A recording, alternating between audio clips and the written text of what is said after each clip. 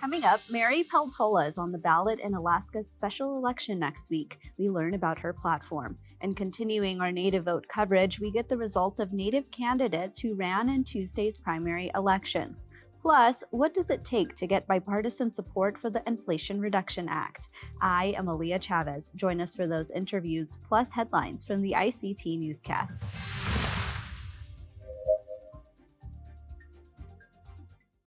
The Walter Cronkite School of Journalism and Mass Communication at Arizona State University is honored to be a supporter of Indian Country Today. Working with award-winning professors, Cronkite students learn news reporting, social media, shooting and editing videos, and producing content for communications industries. Cronkite's 15 professional programs give students the opportunity to cover critical issues throughout the U.S. and beyond. Learn more at cronkite.asu.edu.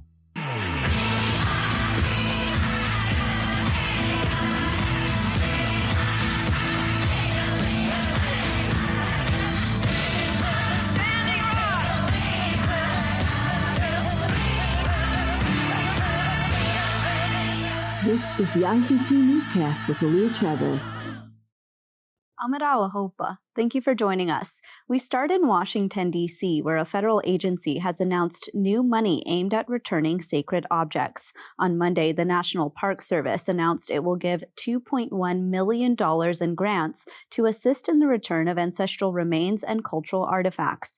This comes as part of the hallmark law, the Native American Graves Protection and Repatriation Act, also known as NAGPRA. The money will go to 9 tribes and 20 museums. A handful of the grants will fund the transportation of 7 cultural items, 3,500 funerary objects, and 493 human remains back to where they belong.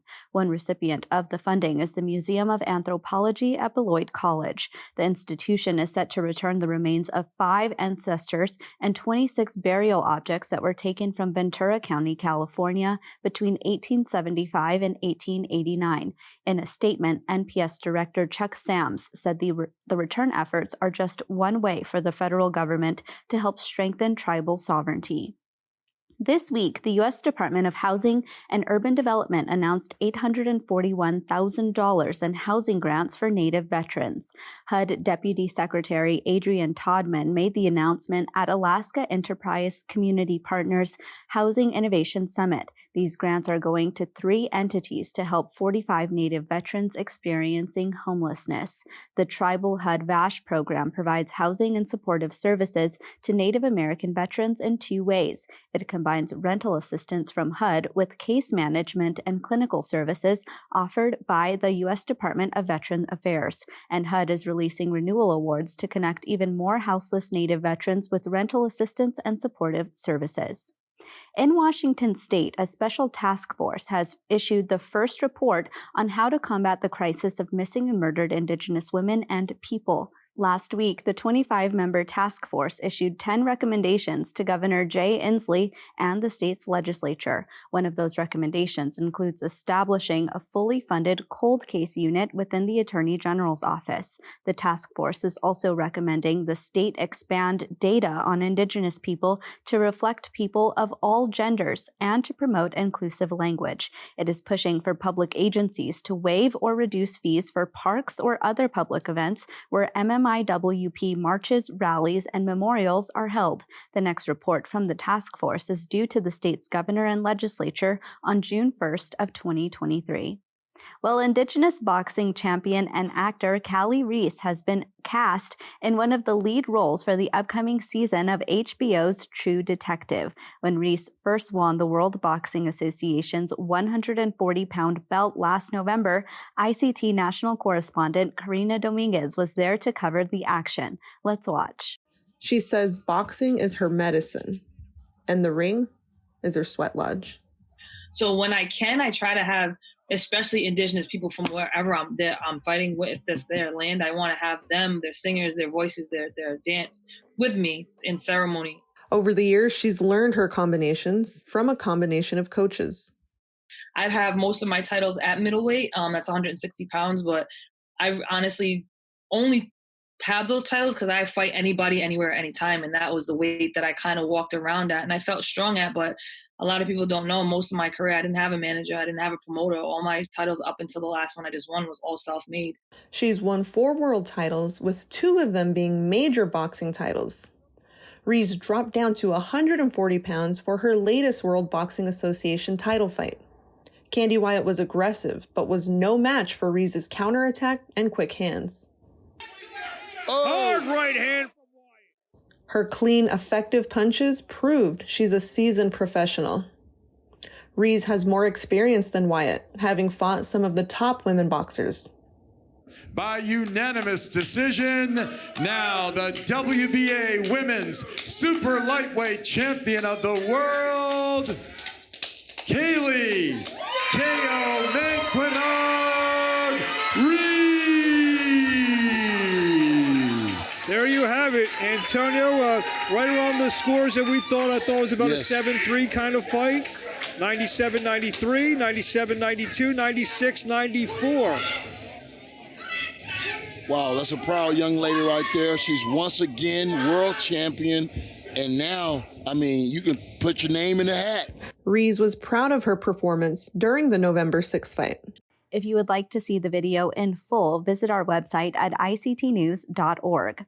And those are the headlines for the ICT Newscast. Coming up, we continue our Native vote election coverage. We're meeting the Native candidate running for the U.S. Congress alongside Sarah Palin in Alaska. We'll be right back.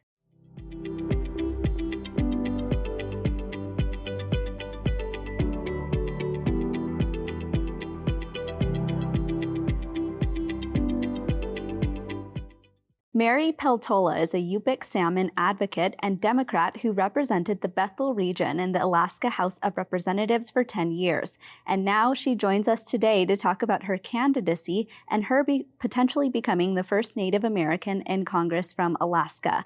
Welcome, Mary. To start off at a high level, can you give us an overview of your political career and maybe summarize how you got into the position that you are in today? Hunga, Yupigo Mamdresarmi. My name is Agasak Mary Peltola. I'm from Bethel. It's on the Kuskokwim River in Western Alaska. I'm a Yupik, and I've been involved in politics and around politics for some time now. I ran in 1996, and I did not make it that time around. I lost by 56 votes, but I was elected in 1998, and I served through 2008, so I served 10 years in the state house in the Alaska State Legislature. I've mostly worked along my river after that in the Bethel area. I worked for a prospective gold mine called Donlin Gold for 6 years, and then I worked as a state lobbyist for a couple years and had some contracts from various entities around the state. And the last 5 years, I've been working for an intertribal fish commission called the Kuskokwim River Intertribal Fish Commission. It's a consortium of 33 tribes that live along the river. And we have been co-managing Chinook and now chum salmon the last 2 years since about 2015. And this seat became open. Unfortunately, our congressman passed away unexpectedly on March 18th, and that left a vacancy both for the remainder of his term, and then we're all also running, all of the candidates in this race, we're all also running for the next 2-year term.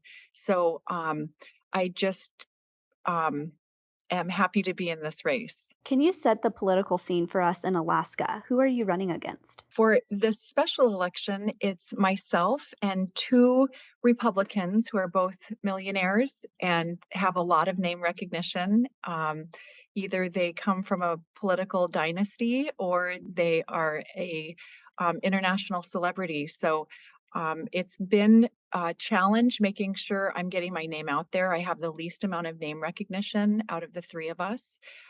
But I am working very hard to meet as many Alaskans as I can and get my message out to as many Alaskans as I can. Within your campaign, you've told voters that you're pro-choice, pro-fish, and pro-jobs, and you've made an emphasis on pro-family as a mother yourself. Can you maybe touch upon that? I just really understand how important families are, for everyone. Family is everything for most people. And a lot of the challenges that we face are things like housing. I think housing shortage and finding housing that people can afford with regular jobs has become increasingly challenging, not only for renters, but now to buy a house. Most young people, especially, but many people are priced out of being able to buy a home. And as a mom, I've just realized that the most critical thing that I can provide for my children is a safe, peaceful, and loving home. And if you don't have resources to control where you're living, that is very, very challenging.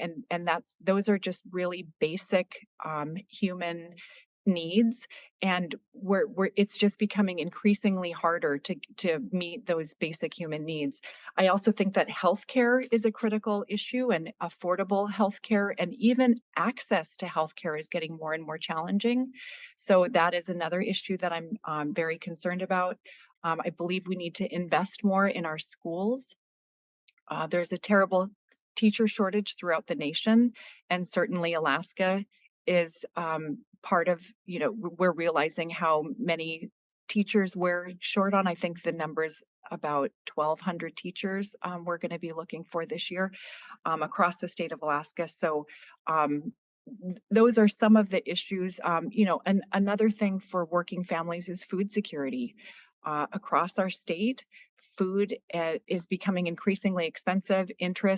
The astronomical rise in inflation that we've seen of 9% across the board. And that's really the floor. When you look at buying things like automobiles, they're about 30% more now. And that's a tremendous burden. If elected, you would make history as the first Alaska Native in Congress. What impact does that have on you as an individual and for Indigenous representation? I just find it surprising that in 2022, we haven't had an Alaska Native as part of our congressional delegation. And we've been a state over 50 years, and it just seems surprising given the economic impact that our Native corporations have in our state, and the role that Alaska Natives play in every aspect of Alaska, not just the economy. I've just been happy to be in the race. I think that Native people tend to be less partisan. We tend to be platform Republicans or platform Democrats. A lot of our issues don't fit neatly into either party. I think that one of the biggest challenges that we face as a state and as a nation is our extreme partisanship, and it's really dividing a lot of us. And we're already a pretty segregated society, even though we have laws that force integration. I think that we tend to gravitate to what we're comfortable with and what we know. And now we're seeing this, we're becoming even more segregated on party lines. And with real enemies now internationally, with Russia and Iran, with China, I think it's so important as Americans that we talk about working together and partnerships and coalition building, and not seeing each other as enemies, but really working together. And I think that it's really important for us to watch our language and the way that we communicate about things, because words carry a lot of power and a lot of meaning. And I think it's just very important that we de-emphasize the things that make us different. For many years, minority groups have felt disenfranchised and forgotten and not at the table. And we're getting to the point now where even Caucasian people, men who have typically felt like they are part of the fabric, now everybody, including Caucasians and men, are feeling disenfranchised and forgotten and not part of the discussion. And I think that we need to recognize that and just work on making sure that everybody's at the table, everyone feels included, and we're using language that is inclusive of everyone. Mary Peltola, thank you so much. And we'll be right back.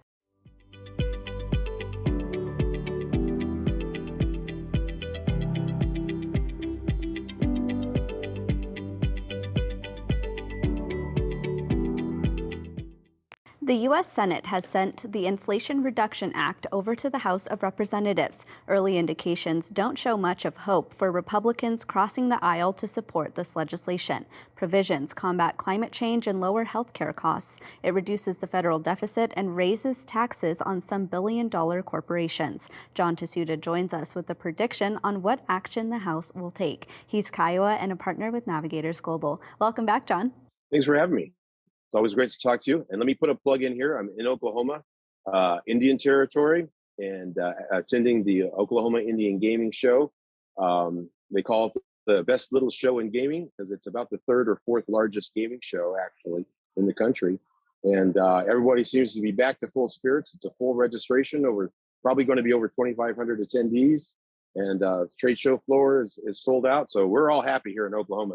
Well, I'm glad to hear that, John. I mean, let's actually start there. The Inflation Reduction Act is, the big news headline. How much are you hearing conversation about that there in Oklahoma? Well, actually, not that much yet. I think people are still digesting it. And, it's not been enacted yet, although, it's anticipated to not really be changed at all in the House because they'd have to send it back to the Senate.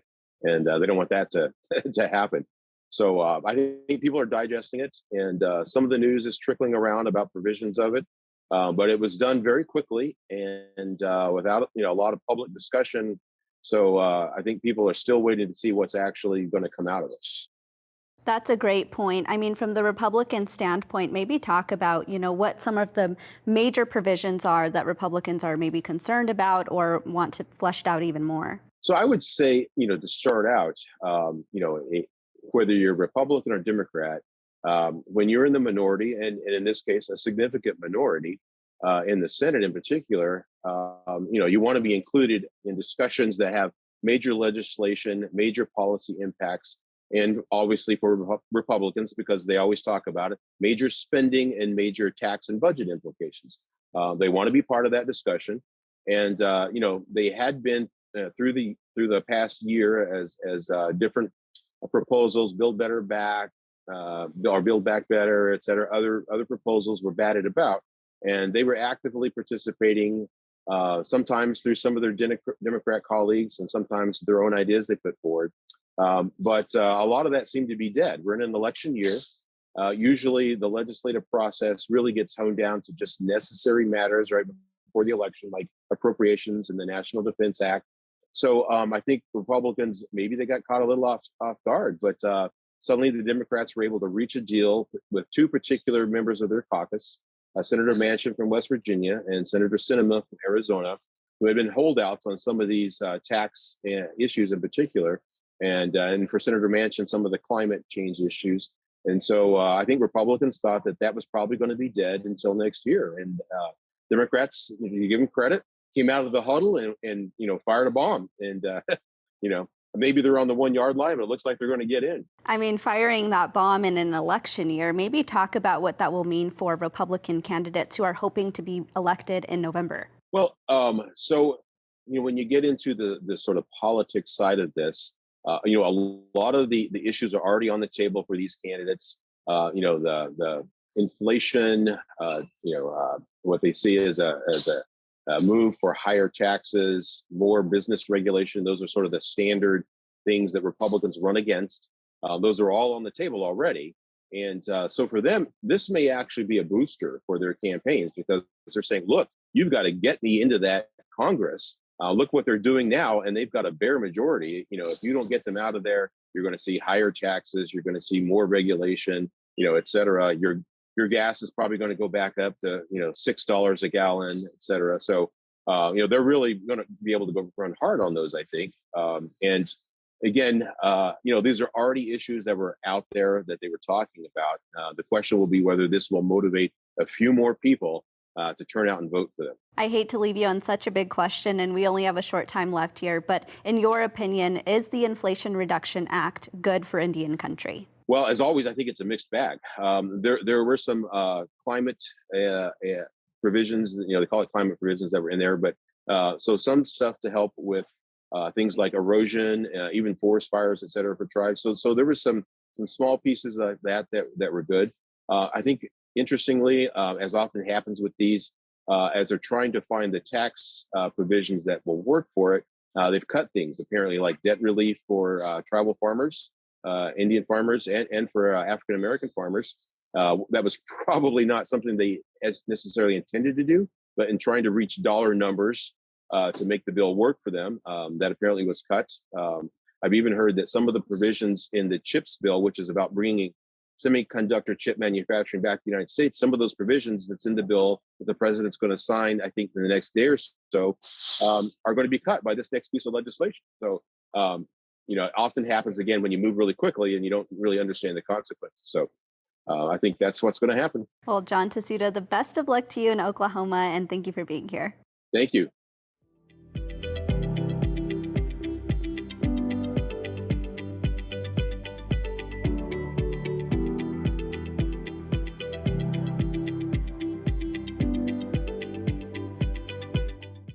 It was primary election day Tuesday in Connecticut, Minnesota, Vermont, and Wisconsin. One of the main states ICT's political correspondent Polly Dennett-Claw is covering is Minnesota. The state is home to 7 Anishinaabe reservations and 4 Dakota communities. It is also where a prominent Native leader is up for re-election. Hey, Polly, welcome back. Thank you so much for having me, Aaliyah. So Minnesota last night held its primary election, and of course, there's a very prominent Native leader there. Tell us what happened. Yes. So again, the big story of the night, Governor Walz and Lieutenant Governor Penny Flanagan ran for re-election, and they overwhelmingly won. They got, let me just look at my notes here, 97% of the votes, and they got a little over 415,000 votes last night. And so it pretty much went as folks had expected, that they would win the Democratic nomination by an overwhelming margin. The person that they were running against has ran before and got very little votes the first time. And so heading into this Democratic primary election, it was expected to be a similar situation. Governor Flanagan, or Lieutenant Governor Flanagan and Governor Walz, will now head to the general election, and they will face Scott Jensen and Mike Burke, who won the Republican nomination, and they got almost 300,000 votes in that election. So it's definitely going to be a race to watch. I mean, that was going to be my next question. I always feel like after primary election day, we're always looking forward to the general election. But, based on your reporting so far, could you maybe tell us what to expect in November and how competitive that race will be? Yeah, so the gubernatorial race in Minnesota is definitely going to be one to watch. Although a lot of the predictions from whether it's Cook's Political or from 538 are all saying that the race will go blue, so that Walz and Flanagan will be reelected. I think 538 has them winning by a 4-point margin currently. But as we get closer to the general election, we will see how that number changes or shifts. But Minnesota is a blue leaning state. And so it's predicted that they will then head for another 4 years. As I mentioned in my introduction, there were 3 other states in addition to Minnesota who held primary elections Tuesday.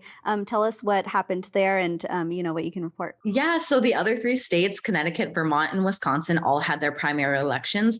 Per the ICT list that we have compiled, there weren't any Indigenous candidates, but if you do know of any Indigenous candidates in those states, please feel free to reach out to me, whether they didn't make it past the primary. I still would love to include them in the list that we have compiled. And if you know of any Indigenous candidates in those 3 states, would be happy to cover them. Absolutely. And we should note that ICT keeps a running list of all of the Indigenous candidates that we know of who are running for public office. And that really ranges from, like you said, the U.S. Congress to state legislatures to even local races. So I'm really glad that you mentioned that. I want to actually go back to Minnesota and talk about what kind of campaign platform that Governor Walz and Lieutenant Governor Flanagan are going to be campaigning on, and what kinds of talking points you think we'll see moving forward.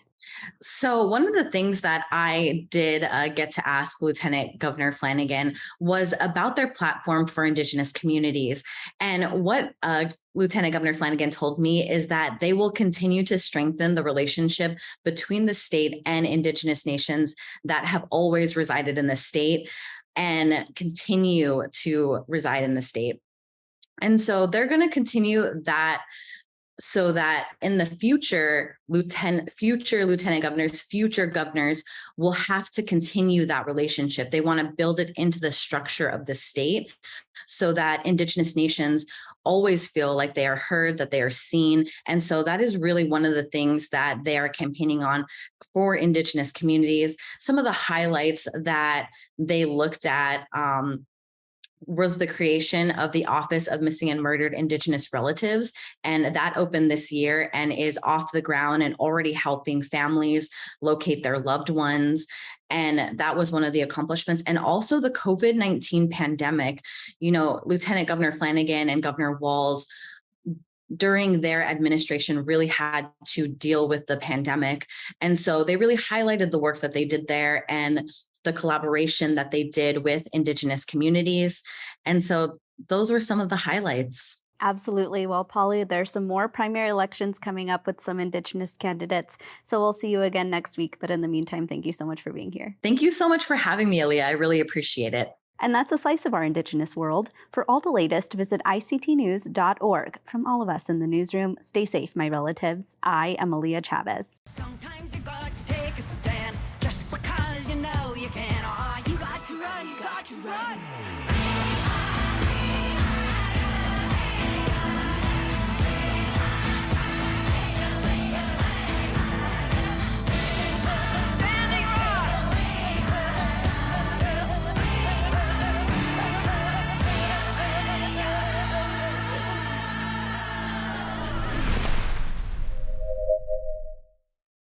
This program is made possible by the Corporation for Public Broadcasting, a private corporation funded by the American people.